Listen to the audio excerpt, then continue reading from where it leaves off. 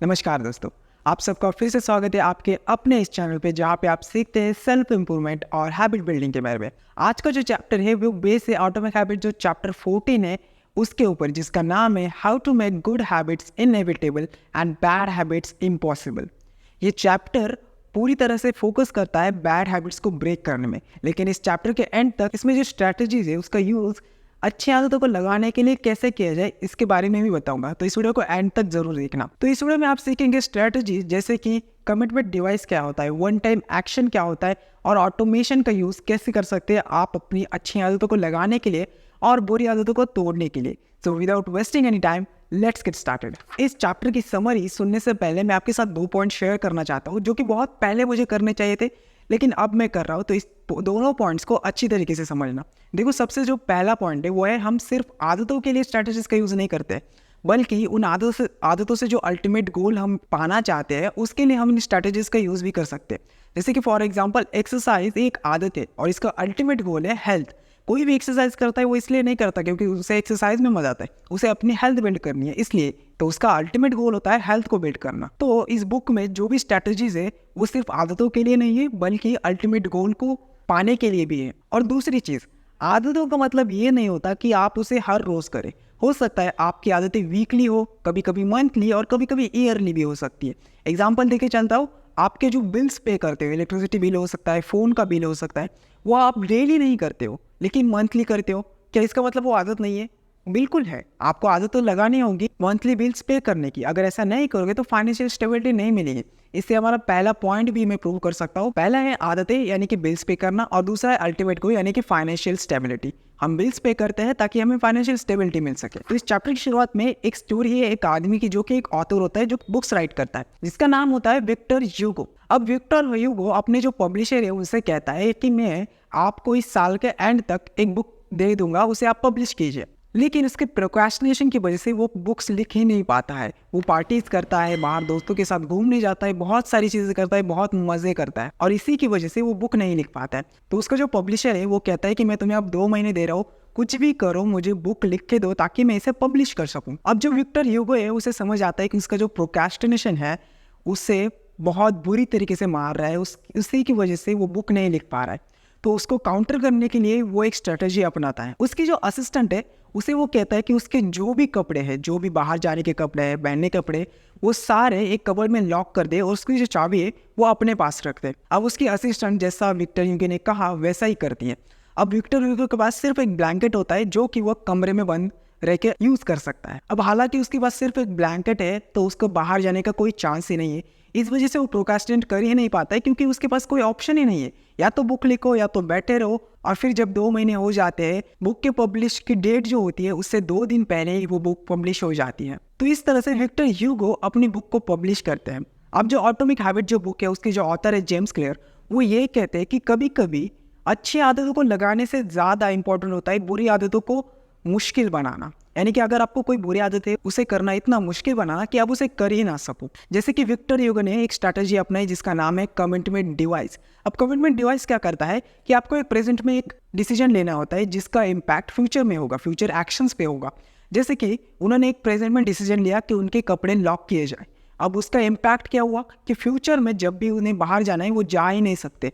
अब commitment device काम कैसे करता है, आपने एक प्रेजेंट में एक एक्शन लिया, एक डिसीजन लिया, उसका इम्पैक्ट फ्यूचर पे हो रहा है। जैसे कि कपड़े लॉक किए, ये एक एक्शन है, उसका इम्पैक्ट फ्यूचर पे जो बुरी आदत आप करते हो, यानी कि उसकी जो आदत बुरी आदत थी कि बाहर जाना, पार्टीज करना, वो कर ही नहीं सकता था। अब इसको मैं एक एग्जांपल के साथ समझाता हूँ जो कि आप अपने प्रैक्टिकल लाइफ में अप्लाई कर पाओगे। सबसे पहले जो एग्जांपल देना चाहूँगा वो है ओवर ईटिंग का। देखो, बहुत सारे लोग ओवर ईट करते हैं और उनके लिए बुरी आदत है, राइट। अब ये बुरी आदत को छोड़ने के लिए कमिटमेंट डिवाइस कैसे यूज़ कर सकते हो? देखो, आप सोचो, आप एक चिप्स का पैकेट लेते हो तब उसे पूरा ख़त्म किए बिना छोड़ते नहीं हो।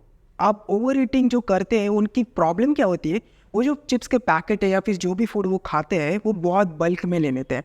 अब उनका दिमाग कैसे काम करता है कि मुझे पूरा ख़त्म करना है। अब बैठे हो, मूवी देख रहे हो, तो खाते खाते आपको पता भी नहीं चलता आपने कितना खाया है। जितना प्लेट में है वो सारा आप खा लोगे, जितना पैकेट में है वो सारा आप खा लोगे, और इसे कहते हैं ओवर ईटिंग, राइट। तो अब कमिटमेंट डिवाइस क्या कहता है कि आपको कमिट करना है कि आप जब भी परचेस करोगे कोई भी फूड, उसे बल्क में नहीं लोगे बल्कि डिफरेंट पैकेट में लोगे। जैसे कि मान लो चिप्स का जो पैकेट है वो 10 रुपये का भी आता है, 20 का आता है, 50 का आता है और 5 रुपये का भी आता है। तो आपको करना क्या है, 5 रुपये वाले पैकेट्स लेने हैं अगर आपको इतने ही पसंद है चिप्स। और 5 वाले जब लोगे तब आपको जब भी मूवीज़ देखनी है, कुछ भी आपको करना है, तब एक पैकेट आप ओपन करोगे और 5 मिनट में बहुत ज़्यादा चिप्स आते भी नहीं है, तो वो बहुत कम खाना शुरू करोगे और इससे आपकी ओवर ईटिंग की आदत धीरे धीरे करके खत्म हो जाएगी। दूसरा एक एग्जांपल देता हूँ, पढ़ाई करने में बहुत ज़्यादा मुश्किल होती है, राइट। कमिटमेंट डिवाइस क्या कहता है कि आपको कमिट करना है कि आपको पढ़ाई में जो डिस्ट्रैक्शन है उसे ब्लॉक करना है। मैं फिर से दोहराता हूँ, कमिटमेंट डिवाइस का मतलब क्या है कि एक ऐसा एक्शन, एक ऐसा डिसीजन प्रेजेंट में लेना जिसका इम्पैक्ट फ्यूचर में होगा। आपको पता है आप स्टडी करने बैठते हो, पढ़ाई करने बैठते हो, तो आपका डिस्ट्रैक्शन है आपका फ़ोन, आपके सोशल मीडिया अकाउंट्स, राइट। तो आपको प्रेजेंट में एक्शन क्या लेना है कि आपको उन पे डिजिटल ब्लॉकर्स लगाने हैं। बहुत सारे ब्लॉकर्स आते हैं, बहुत सारे ब्लॉक एप्लीकेशंस आते हैं जो कि आपके सोशल मीडिया को ब्लॉक कर देंगे। नोटिफिकेशंस को ऑफ कर देना है। आपने प्रेजेंट में एक एक्शन लिया, नोटिफिकेशंस को ऑफ किया और जो सोशल मीडिया ऐप से उन्हें ब्लॉक कर दिया, आप उसका इम्पैक्ट फ्यूचर में देख पाओगे कि आपको कोई नोटिफिकेशन ही नहीं आ रही, आपके ऐप्स ही ओपन नहीं हो रहे, तो आपके पास चॉइस नहीं है सिवाय की पढ़ाई करने के। अब डिस्ट्रैक्शन सिर्फ सोशल मीडिया ही नहीं है, आप ऐसे भी कर सकते हो कि आपने पहले ही कमेंट कर दे किसी भी कोर्स के लिए। मान लो आपको एक कोर्स करना है, आपने क्या किया, एडवांस में उसकी फीस भर दी, तो आपको जाना ही पड़ेगा क्योंकि आपके प्रेशर होगा कि आपने फीस भरी है। और एक एग्जाम्पल देके चलता हूँ, अपने लाइफ में अप्लाई कर सकते हो कि वर्कआउट का। अब आप जिम जाते हो, अगर आप जिम में पहले से एडवांस में पेमेंट कर दो तो आपके ऊपर एक प्रेशर बनता है, आपके ऊपर एक कमिटमेंट का प्रेशर बनता है कि आपने कमिट किया है कि मुझे जाना है, मैंने फीस भरी है, तो आपको जाना ही पड़ेगा। अब इस चैप्टर के अगले पार्ट में ऑटोमेशन के बारे में बताया गया है, कैसे आप अपने आदतों को ऑटोमेट कर दो और उसके बारे में फिर से सोचो ही मत। और इस तरह से क्या होता है, प्रोडक्टिविटी बढ़ती है, आपके पास टाइम ज़्यादा होता है। तो ये कैसे करना है ये हम जानते हैं, लेकिन उसके लिए एक स्टोरी सुनते हैं ताकि आपको अच्छे से समझ आ सके ऑटोमेशन का मतलब मैं क्या कह रहा हूँ। देखो, एक आदमी होता है हेनरी पीटरसन नाम का, वो एक कंपनी खोलता है, वो कुछ प्रोडक्ट्स बेचते हैं। अब उस कंपनी के लिए कंपटीशन भी बहुत कम होता है और मार्केट डिमांड भी बहुत ज़्यादा होती है। लेकिन हेनरी पीटरसन को ये लगता है कि उसका जो बिजनेस जो प्रॉफिटेबल होना चाहिए वो उतना नहीं है। तो ये जानने के लिए वो देखता है कि प्रॉब्लम कहाँ है। तब उसे समझ आता है कि उसकी जो एम्प्लॉयज़ है वो पैसे चुराते हैं। अब ये जो स्टोरी है ये 1880s की है। अब उस वक्त में क्या होता था कि जो कैश मशीन्स आते हैं वो ओपन होते थे, यानी कि अगर कस्टमर ने कैश दिया और रिसिप्ट भी आपने उसे दी तो आप उसे चेंज कर पाते थे। कोई भी एम्प्लॉय से चेंज कर सकता था क्योंकि उस पर कोई लॉक नहीं था। यानी कि ऐसे समझो कि ओपन में कैश पड़ा हुआ है, आप उसमें से कुछ भी उठा सकते हो, या फिर जो रिसिप्ट्स है या फिर जो बिल्स है उन्हें आप आसानी से चेंज कर सकते हो क्योंकि वो ओपन में है, कोई रिकॉर्ड नहीं है, कुछ भी नहीं है। तो उस वक्त एम्प्लॉय थेफ्ट ये भी बहुत ज़्यादा था, यानी कि कैश चुराना। बहुत सारे एम्प्लॉयज़ कैश चुराते थे क्योंकि कैश मशीन जो ओपन होते थे। किसी फिल्म में आपने देखा होगा कि एक कैश मशीन रखी होती है, किसी हॉलीवुड फिल्म अगर देखते हो तो आपने देखा होगा कैश मशीन होती है और कुछ कैन्स गिराए जाते हैं नीचे, फिर वो जो रिसेप्शनिस्ट है वो कैन्स उठाने के लिए नीचे झुकता है और वो जो चोर है वो कैश चुरा के भाग जाता है क्योंकि वो ओपन होती है, राइट। तो हेनरी पीटरसन को इस बात के लिए एक सोल्यूशन चाहिए होता है, तो वो रिसर्च करते हैं, उन्हें एक एडवर्टाइजमेंट मिलती है। उसमें कहा होता है कि ये जो कैशियर है ये इनकरप्टेबल है, यानी कि इसमें लॉक्स है, इसमें ऑटोमेशन है। अब वो कैशियर जो होता है, यानी कि जो कैश मशीन होती है, वो काम कैसे करती है कि जब भी आप उसमें पैसा डालोगे, रिसिप्ट डालोगे, वो अपने आप लॉक हो जाएगी, आप उसे निकाल ही नहीं सकते। तो अब इससे क्या होता है, एम्प्लॉयज़ के पास कोई चॉइस नहीं होती है सिवाय कि अपना काम करो, कोई चोरी नहीं, कोई बैड हैबिट्स नहीं, और इससे उसका बिजनेस प्रॉफिटेबल हो जाता है क्योंकि चोरी नहीं हो रही तो बिजनेस में पैसा आ रहा है और बिजनेस प्रॉफिटेबल बनता जा रहा है। अब देखो इस स्टोरी में क्या किया गया है, जो अच्छी आदतें हैं, यानी कि अपना काम करना। अब मैं एम्प्लॉय हूँ, मैं अपना काम करूँगा, ये मेरी अच्छी आदत है, राइट। अब आदतों को सिर्फ एक्सरसाइज या फिर बुक पढ़ना इन तक सीमित मत रखो, इससे आगे भी सोचो। मैं एक एम्प्लॉय हूँ, मेरी अच्छी आदत क्या है कि मुझे काम करना है, राइट। पैसा चुराना मेरी बुरी आदत है।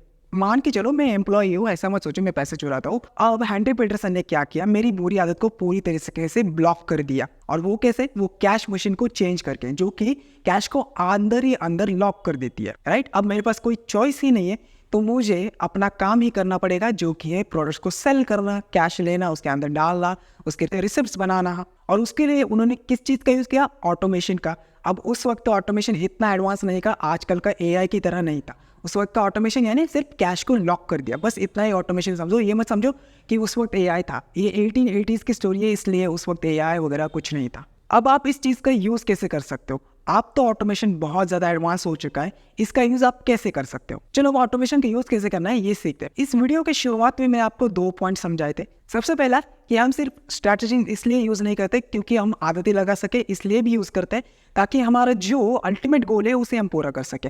तो देखो अब मैं यूज़ करना सिखाता हूँ इस ऑटोमेशन की जो स्ट्रैटेजी है उसे। आपका अल्टीमेट गोल हो सकता है कि आपको फाइनेंशियली स्टेबल रहना है ताकि आपको फाइनेंशियल प्रॉब्लम्स ना आ सके, राइट। और उसके लिए अच्छी आदतें क्या हो सकती है कि आपके बिल्स जो भी है वो वक्त पे भरे जाए। अब इसके लिए आप क्या कर सकते हो, कैसे ऑटोमेशन का यूज़ कर सकते हो, बहुत सिंपल है। आप गूगल पे यूज़ कर सकते हो या फिर बहुत सारे एप्लीकेशन आते हैं वो आप यूज़ करते होंगे, उसमें ऑटो पे का ऑप्शन होता है। जैसे आप नेटफ्लिक्स अगर यूज़ करते हो उसमें ऑटो पे का ऑप्शन होता है, यानी कि एक बार 1 मंथ का सब्सक्रिप्शन खत्म हो जाए तो अपने आप वो रिन्यू हो जाता है, अपने आप पैसे दिए जाते हैं आपके बैंक अकाउंट से। तो उसी तरह बहुत सारे जो बिलिंग सिस्टम है उनमें भी ये ऑप्शन होता है कि आप ऑटो पे कर सको। जितने भी बिल्स आप ऑटो पे कर सकते हो उन्हें ऑटो पे कर दो। अब इससे क्या होगा कि आप भूल नहीं जाओगे कि मुझे इस वक्त पे फ़ोन का बिल भरना था, इस वक्त पे इलेक्ट्रिसिटी का बिल भरना था।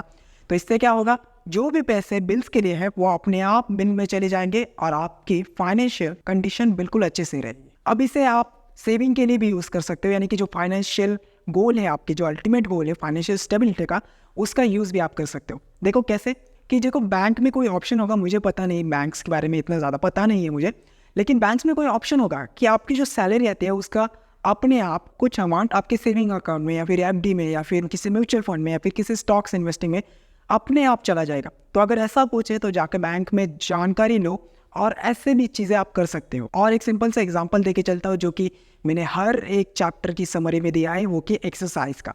अगर एक्सरसाइज का लेना हो तो कोई ऐप डाउनलोड कर दो जो कि आपको रिमाइंड कर दे, जो कि आपके लिए वर्कआउट प्लान्स बना दे। आजकल बहुत सारे ऐप्स है, बहुत सारे AI टूल्स हैं जो कि आपके लिए आसानी से कर सकते हैं। तो अब तक हमने जाना कमिटमेंट डिवाइस क्या है, उसके बाद जाना ऑटोमेशन का यूज़ कैसे कर सकते हो। अब तीसरी जो स्ट्रैटेजी है वो है वन टाइम एक्शन। ये बहुत ही इंटरेस्टिंग स्ट्रैटेजी है, इसे अच्छे से और ध्यान से सुनना, आपको बहुत ज़्यादा हेल्प हो सकती है। अब जो ऑथर है एटॉमिक हैबिट के, वो क्या कहते हैं कि हमें कुछ ऐसी चीज़ें करनी है जो कि हमें सिर्फ एक बार करनी पड़े और उसका इफेक्ट हमें जो आदतें लगानी है या फिर जो भी आदतें तोड़नी है उसमें हेल्प हो सके, लेकिन हमें वो चीज़ सिर्फ एक बार करनी पड़े, और इसे ही कहते हैं वन टाइम एक्शन स्ट्रैटेजी। अब इस बुक में कुछ एग्जाम्पल्स है वो मैं आपके साथ शेयर करता हूँ। आपका अल्टीमेट गोल हो सकता है हैप्पीनेस, उसके लिए वन टाइम एक्शन क्या है कि एक कुत्ता पाल लो या फिर एक बिल्ली पाल लो, आपको जो भी पेट पसंद है उन दोनों में से कोई भी एक पाल लो। देखो जब एनिमल होते हैं ना हमारे घर में, पेट एनिमल्स, तो बहुत ज़्यादा हैप्पीनेस होती है। मेरे पास भी एक डॉग था, अभी नहीं है, सैडली बहुत बुरी चीज़ है, लेकिन जब मेरे पास वो डॉग था ना, मैं उसके साथ बहुत ज़्यादा खुश रहता था। जब भी मुझे टेंशन होती थी वो मेरे पास आता था, मेरे पास बैठता था। जब भी मैं शांत रहता था वो मेरे साथ खेलने आ जाता था। मतलब बहुत ही बढ़िया चीज़ थी। तो इसलिए अगर आपका गोल हैप्पीनेस है तो उसके लिए आप एक डॉग पाल सकते हो या फिर एक बिल्ली पाल सकते हो, जो भी आपको पसंद है। आपका अल्टीमेट गोल है अच्छी नींद। मान लो आपको अच्छी नींद की आदत लगानी है, मतलब आप सोते अच्छे से नहीं हो, तो उसके लिए वन टाइम एक्शन क्या ले सकते हो, एक अच्छी मैट्रेस खरीद लो, एक अच्छे बेड पे आप सो सकते हो। उसके बाद दूसरा एक्शन ले सकते हो, आपका जो बेडरूम है उसमें से टेलीविज़न को हटा दो। क्या होता है कि हम रात में टेलीविज़न अगर ऑन करें तो घंटों बीत जाते हैं, हम देखते ही रहते हैं। अगर कोई फेवरेट मूवी है, मेरे साथ भी होता था, मेरी कोई फेवरेट मूवी है तो 12-12 1-1 बजे तक मैं वो मूवी देखता था और स्लीप की तो वाट लग जाती थी। तीसरा है प्रोडक्टिविटी। प्रोडक्टिविटी के लिए आप वन टाइम एक्शन क्या ले सकते हो कि अनसब्सक्राइब कर सकते हो उन ईमेल से जो कि आपको डिस्टर्ब करते हैं, जो कि आपके किसी काम के नहीं है। उसकी नोटिफिकेशन को बंद कर सकते हो। जो एप्लीकेशन है उनकी नोटिफिकेशन को बंद कर सकते हो ताकि आपका ध्यान आपके काम पे रहे, ना कि फ़ोन में बजने वाली नोटिफिकेशन के ऊपर। सो आई होप आपको ये 3 स्ट्रैटेजीज है वो समझ आई होगी।